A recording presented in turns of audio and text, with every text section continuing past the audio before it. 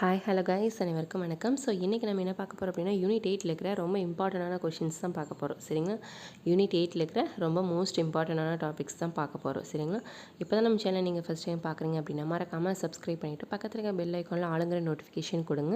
அப்போ தான் நம்ம போடுற வீடியோ வந்து உங்களுக்கு முன்னாடியே நோட்டிஃபிகேஷனில் வந்துடும். வீடியோவை ஸ்கிப் பண்ணாமல் கடைசி வரைக்கும் பாருங்கள். யூனிட் 8ங்கிறது ரொம்ப மோஸ்ட் இம்பார்ட்டண்டான டாப்பிக்கு. சரிங்களா, எந்த கொஷின்ஸையும் வந்து நம்ம விட்டுறக்கூடாது. ஸோ அதனால் வந்து வீடியோ ஸ்கிப் பண்ணாமல் கடைசி வரைக்கும் பாருங்கள். நிறைய பேர் வந்து பிடிஎஃப் கேட்டிருந்தீங்க. ஸோ நான் டீட்டெயிலாக வந்து டிஸ்கிரிப்ஷனில் கொடுக்குறேன், செக் பண்ணி பாருங்கள். ஃபர்ஸ்ட் ஒன் வந்து பாருங்கள், 1893 ஆதி திராவிட மகாஜன சபையை நிறுவியவர் யார்? சரிங்களா, எந்த வருஷம்? 1893 ஆதி திராவிட மகாஜன சபையை நிறுவியவர் யார்? சரிங்களா, யாருன்னா இரட்டைமலை சீனிவாசன் அவர்கள். இரட்டைமலை சீனிவாசன் அவர்கள் சென்னை மாகாண ஒடுக்கப்பட்ட வகுப்பினருக்கான அமைப்பின் தலைவராக பணியாற்றினார். சரிங்களா, சென்னை மாகாணம் ஒடுக்கப்பட்ட வகுப்பினருக்கான அமைப்பின் தலைவராக பணியாற்றினார். யார்? இரட்டைமலை சீனிவாசன் அவர்கள். சரிங்களா, இவர் என்ன பண்ணியிருக்காங்க அப்படின்னா ஆதி திராவிட மகாஜன சபையை வந்து நிறுவியிருக்காரு. எந்த வருஷம்? 1893. கொஷின்ஸ் வந்து எந்த மாதிரி வேணால் கேட்கலாம். ஸோ கொஷின்ஸில் வந்து ஆண்டுகள் வந்தால் ரொம்ப முக்கியமாக நீங்கள் படிக்கணும். தொழிலாளன் என்ற பத்திரிகையை நிறுவியவர் யார்? தொழிலாளன் என்ற பத்திரிகையை நிறுவியவர் யார்? மா சிங்காரவேலர். சரிங்களா, தொழிலாளன் அப்படிங்கிற பத்திரிகையை நிறுவியவர் யார்? மா சிங்காரவேலன். அடுத்து வந்து பாருங்கள், ரொம்ப முக்கியமான கேள்வி. சரிங்களா, இது வந்து எப்படி வேணால் கேட்கலாம். இப்போ காலமுறை வரிசைப்படுத்துகன்னு கேட்டிருக்காங்க. சரிங்களா, காலமுறை வரிசைப்படுத்துகன்னு கேட்கலாம். இதை வந்து பொறுத்துகளை வந்து இந்த சைடு வந்து பார்த்துட்டிங்கன்னா பத்திரிகைகள் கொடுத்து அது ஆண்டுகள், எந்த பத்திரிகை எந்த ஆண்டுகள் வந்தது அதை வந்து காலமுறை வரிசைப்படுத்துக அப்படின்னு கேட்கலாம். நம்ம இதில் வந்து ரெண்டுமே வந்து பார்த்துடலாம். சரிங்களா, ஃபஸ்ட்டு வந்து பாருங்கள், புரட்சி, விடுதலை, குடியரசு, பகுத்தறிவு. சரிங்களா, இந்த நாலுமே பார்த்தாலே உங்களுக்கே தெரியும், இந்த நாலுமே பெரியாரோட இதழ்கள். சரிங்களா, நாலுமே வந்து பெரியாரோட இதழ்கள். சரிங்களா, அதை முதல்ல தெரிஞ்சுக்கங்க. பெரியாரோட இதழ்கள் என்னென்ன? புரட்சி, விடுதலை, குடியரசு மற்றும் பகுத்தறிவு. சரிங்களா, இதில் வந்து காலமுறை வரிசைப்படுத்துக அப்படின்னு போட்டிருக்காங்க. ஸோ முதல்ல வந்தது எது அப்படின்னு வந்து பார்த்தீங்கன்னா குடியரசு தான். சரிங்களா, குடியரசு தான். எப்போ அப்படின்னா 1925. சரிங்களா, குடியரசு இதழ் தான். அடுத்தது வந்து பார்த்துட்டிங்க அப்படின்னா புரட்சி 1934. சரிங்களா, அடுத்து வந்து பார்த்துட்டிங்க அப்படின்னா 34 வந்து பகுத்தறிவு. சரிங்களா, 1934 வந்து பகுத்தறிவு. லாஸ்ட்டு வந்தது வந்து 1935 தான் வந்து விடுதலை. சரிங்களா, ஸோ காலமுறை வரிசைப்படுத்துகன்னு கேட்கலாம், இல்லை பொறுத்துகளே கேட்கலாம். புரட்சி வந்து பார்த்துட்டிங்கன்னா எந்த வருஷம் அப்படின்னா 1933. விடுதலை வந்து 1935. குடியரசு வந்து பார்த்துட்டிங்கன்னா 1925. பகுத்தறிவு 1934. நான் கரெக்டான ஆண்டுகள் கொடுத்துருக்கேன். நம்ம வந்து பார்த்துட்டிங்கன்னா பொறுத்துகளை கேட்கும்போது நம்ம தகுந்த மாதிரி மேட்ச் பண்ணிக்கலாம். சரிங்களா, இந்த நாலுமே வந்து பெரியாரோட இதழ்கள்.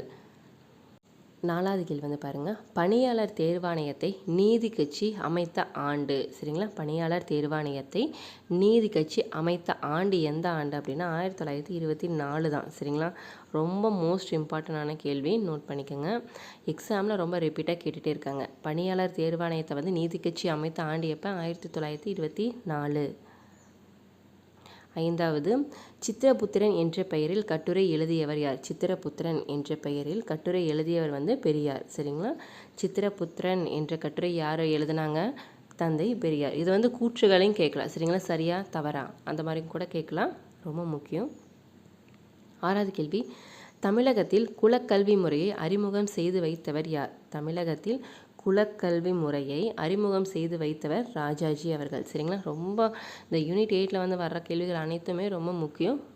தமிழகத்தில் குலக்கல்வி முறையை அறிமுகம் செய்து வைத்தவர் ராஜாஜி அவர்கள். அடுத்து வந்து பாருங்கள், 7வது கேள்வி, தேர்தல் அரசியலில் பெண்கள் பங்கேற்பதை நீதி கட்சி அங்கீகரித்த ஆண்டு. சரிங்களா, தேர்தல் அரசியலை வந்து பார்த்திங்கன்னா பெண்களும் வந்து வரலாம் அப்படின்னு சொல்லி நீதி கட்சி அங்கீகரித்த ஆண்டு எந்தன்னா 1921. சரிங்களா, ஸோ 21 வந்து இவங்க வந்து சொன்ன அதுக்கப்புறம் வந்து பாருங்கள் 1926 வந்து முத்துலட்சுமி அம்மையார் வந்து இந்தியாவின் முதல் பெண் உறுப்பினர் ஆனார். சரிங்களா, அரசியலில் வந்து பெண்கள் இல்லாமல் இருந்தாங்க. ஸோ பெண்கள் வரலாம் அப்படின்னு சொல்லி நீதி கட்சி அங்கீகரித்த ஆண்டு எப்போ? 1921.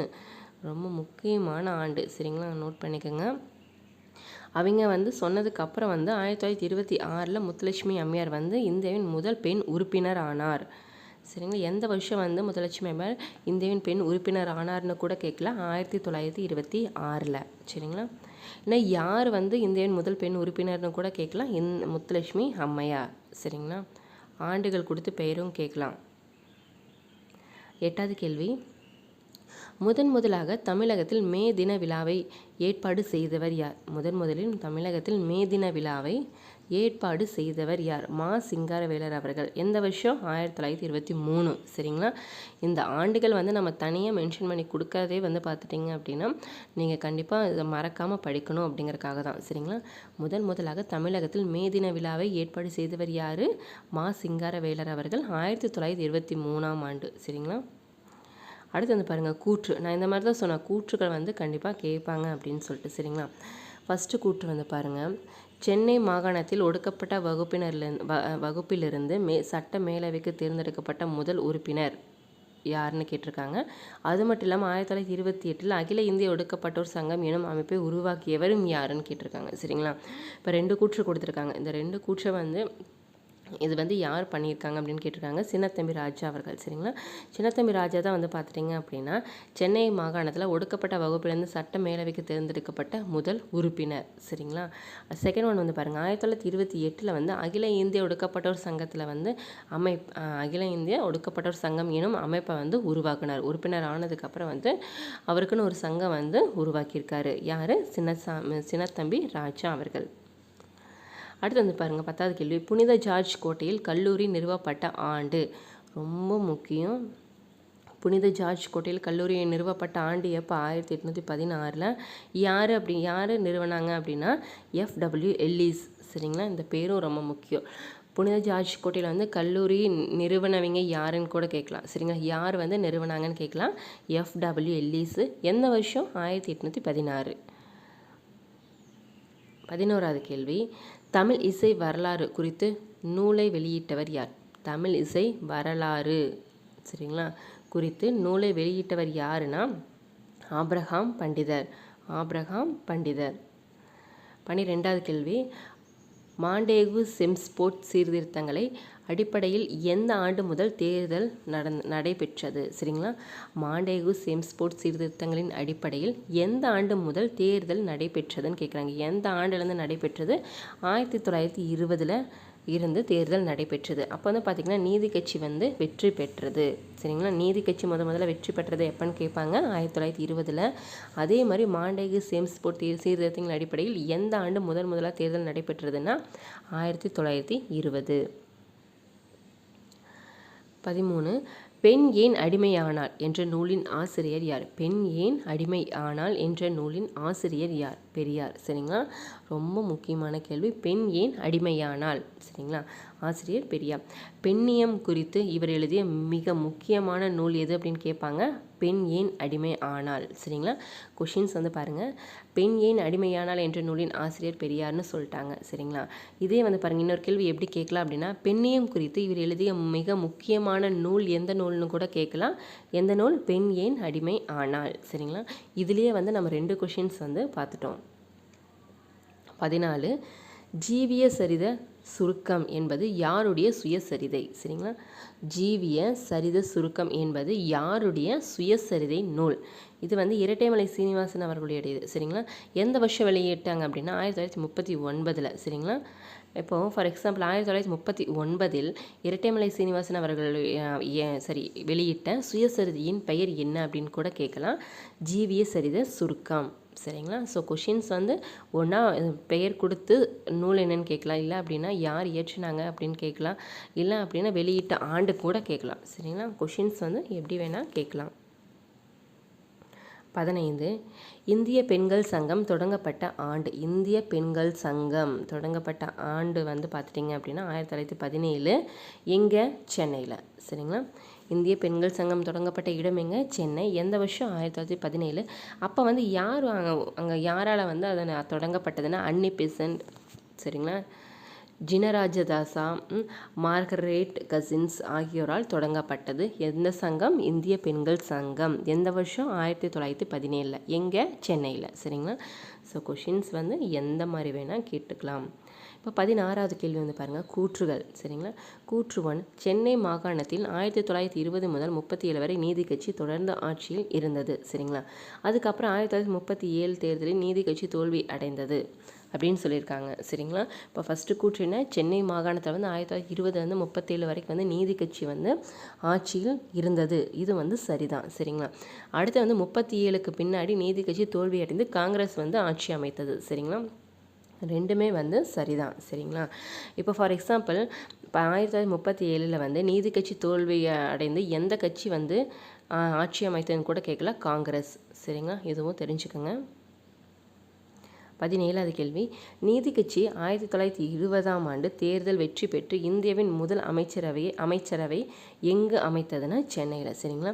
நீதி கட்சி 1920 வந்து தேர்தல் வெற்றி பெற்று முதல்ல தேர்தலை வெற்றி பெற்றதுக்கப்புறம் முதல் அமைச்சரவை எங்கே அமைத்தது அப்படின்னா சென்னையில் தான். சரிங்களா?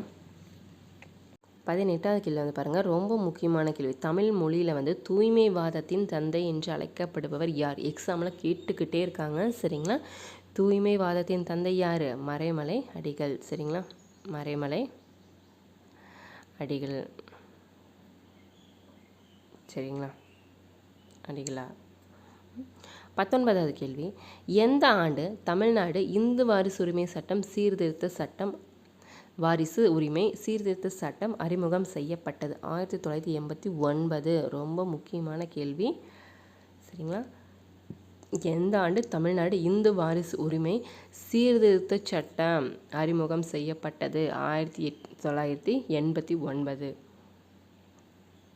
20வது கேள்வி, இந்தியாவின் முதல் தொழிற்சங்கத்தின் பெயர்? இந்தியாவில் வந்து நிறைய தொழிற்சங்கம் இருக்குது. அதில் வந்து முதல்ல வந்த தொழிற்சங்கத்தோட பெயர் என்ன அப்படின்னு கேட்டிருக்காங்க. சென்னை தொழிலாளர் சங்கம். சரிங்களா? சென்னை தொழிலாளர் சங்கம். இதோட நிறுவப்பட்ட ஆண்டு 1918. சரிங்களா? இந்தியாவில் முதலாக தொழிற்சங்கம் அமைச்சாங்க. ஸோ அதில் இப்போ ஃபார் எக்ஸாம்பிள் 1918ஆம் ஆண்டு இந்தியாவில் அமைத்த முதல் தொழிற்சங்கம் எதுன்னு கூட கேட்கலாம், சென்னை தொழிலாளர் சங்கம். சரிங்களா? அது ரொம்ப முக்கியமான கேள்வி. சரிங்களா? சேரமாதேவி குருகுல பள்ளி யாரால் நடத்தப்பட்டது? சேரமாதேவி குருகுல பள்ளி யாரால் நடத்தப்பட்டது? வாவே சுப்பிரமணியம். சேரமாதேவி குருகுல பள்ளி யாரால் நடத்தப்பட்டது? வாவே சுப்பிரமணியம். அடுத்தது வந்து பாருங்கள், சுயமரியாதை இயக்கம் தொடங்கப்பட்ட ஆண்டு. சுயமரியாதை இயக்கம் தொடங்கப்பட்ட ஆண்டு எந்த ஆண்டு அப்படின்னு கேட்குறாங்க. சரிங்களா? ரொம்ப முக்கியமான கேள்வி. 1925. சரிங்களா? சுயமரியாதை இயக்கம் தொடங்கப்பட்ட ஆண்டு 1925. 23வது கேள்வி, அகில இந்திய தொழிலாளர் சங்கத்தின் முதல் மாநாடு எங்கு எப்போது நடைபெற்றதுன்னு கேட்குறாங்க. சரிங்களா? அகில இந்திய தொழிலாளர் சங்கத்தின் மாநாடு முதல் மாநாடு. சரிங்களா? அதை நோட் பண்ணிக்கோங்க. எங்கு எப்போது நடைபெற்றதுன்னா பம்பாயில். எந்த வருஷம்? 1920. சரிங்களா? 1920. இப்போ அகில இந்திய தொழிலாளர் சங்கம் வந்து 1920 நடந்தது அப்படின்னு கூட கேட்கலாம். இல்லைன்னா எங்கே நடந்ததுன்னு கூட கேட்கலாம். இல்லை எந்த ஆண்டுன்னு கூட கேட்கலாம். கொஷின்ஸ் வந்து எப்படி வேணால் கேட்கலாம். 24, சங்கீத வித்யா மகாஜன சங்கத்தை தஞ்சையில் நிறுவியவர் யார்? ஆப்ரஹாம் பண்டிதர். சரிங்களா? ரொம்ப முக்கியமான கேள்வி. சங்கீத வித்யா மகாஜன சங்கத்தை தஞ்சையில் நிறுவியவர். சரிங்களா? ஆப்ரஹாம் பண்டிதர். இல்லைன்னா ஆப்ரஹாம் பண்டிதர் சங்கீத வித்யா மகாஜன சங்கத்தை எங்கே நிறுவினார்னு கூட கேட்கலாம். எங்கே? தஞ்சையில். சரிங்களா? இந்த ஊர் பேர்களும் ரொம்ப முக்கியம். அடுத்த கூற்று வந்து பாருங்கள், சுயமரியாதை இயக்கத்தை தொடங்கியவர் ராஜாஜின்னு சொல்லியிருக்காங்க. சரிங்களா? சுயமரியாதை இயக்கத்தை தொடங்கியவர் ராஜாஜி. செகண்ட் கூற்று வந்து பாருங்கள், இக்கட்சி இந்துக்களுக்கும் மட்டுமல்லாமல் இஸ்லாமியருக்கும் நலனுக்காகவும் போராடியது. சரிங்களா? இதில் வந்து பார்த்துட்டிங்கன்னா சுயமரியாதை கட்சியை தொடங்கியவர் யார்? பெரியார் தான். சரிங்களா? ராஜாஜி கிடையாது, பெரியார் தான். அடுத்தது வந்து பாருங்கள், இக்கட்சி வந்து இந்துக்களுக்கும் மட்டுமல்லாமல் இஸ்லாமியர் நலனுக்காகவும் போராடியது. ஸோ இது வந்து கரெக்டு. சரிங்களா? அப்போ கூற்று வந்து 2 கரெக்டு. சுயமரியாதை இயக்கத்தை தொடங்கியவர் யார்? தந்தை பெரியார். 26வது கேள்வி, இந்து சமய அறநிலை சட்டத்தை நீதி கட்சி நிறைவேற்றிய ஆண்டு. சரிங்களா? 1926. ரொம்ப முக்கியமான கேள்வி.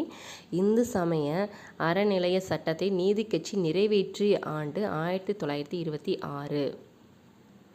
27, மதராஸ் ஐக்கிய கழகம் எனும் அமைப்பை உருவாக்கியவர் யார்? மதராஸ் ஐக்கிய கழகம் எனும் அமைப்பை உருவாக்கியவர் சி. நடேசனார். சரிங்களா? மதராஸ் ஐக்கிய கழகம் வந்து யாரால் உருவாக்கப்பட்டதுன்னு கூட கேட்கலாம். சி. நடேசனார். 28வது கேள்வி, நீதி கட்சி வெளியிட்ட செய்தித்தாள்களில் தவறானது எதுன்னு கேட்டிருக்காங்க. சரிங்களா, நீதி கட்சி வெளியிட்ட செய்தித்தாள்களில் தவறானது எது அப்படின்னா இந்த தொழிலாளன் தான். சரிங்களா, நீதி கட்சியோட செய்தித்தாள் என்னென்ன இருந்தது? திராவிடன், ஆந்திர பாரசீகா, ஜஸ்டிஸ். சரிங்களா, இந்த 3மே வந்து பார்த்தீங்கன்னா நீதி கட்சி வெளியிட்ட செய்தித்தாள்கள், அதுவும் தெரிஞ்சுக்கணும். சரிங்களா.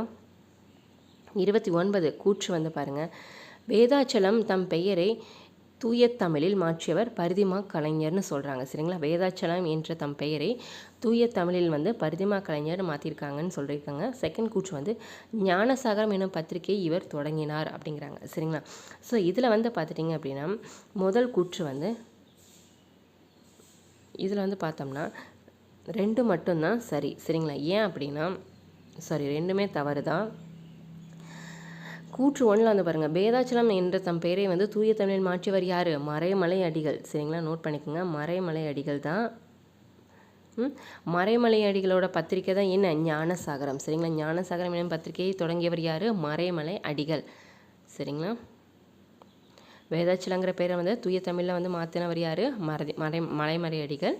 ஸோ ஞானசாகரம் பத்திரிகையை வந்து தொடங்கியவர் யார்? மறைமலை அடிகள் அவர்கள் தான். சரிங்களா, 2 கூற்றுமே தவறு, நோட் பண்ணிக்கோங்க, Maraimalai Adigal. So last one வந்து பாருங்கள், திருவல்லிக்கேணியில் திராவிடர் இல்லம் என்ற தங்கும் விடுதியை அமைத்தவர் யார்? திருவல்லிக்கேணியில் வந்து திராவிட இல்லம்ங்கிற வந்து தங்கும் விடுதியை அமைத்தவர் யார்? சரிங்களா, சி நடேசனார். சரிங்களா, திருவல்லிக்கேணியில் வந்து திராவிடம் இல்லம்னு ஒரு தங்கும் விடுதி இருக்குது. சரிங்களா, அது அமைத்தவர் வந்து சி நடேசனார். சி நடேசனார் தங்கும் விடுதியை எந்த ஊரில் அமைத்தார் அப்படின்னு கூட கேட்கலாம், திருவல்லிக்கேணியில். சரிங்க, எந்த பெயரில்?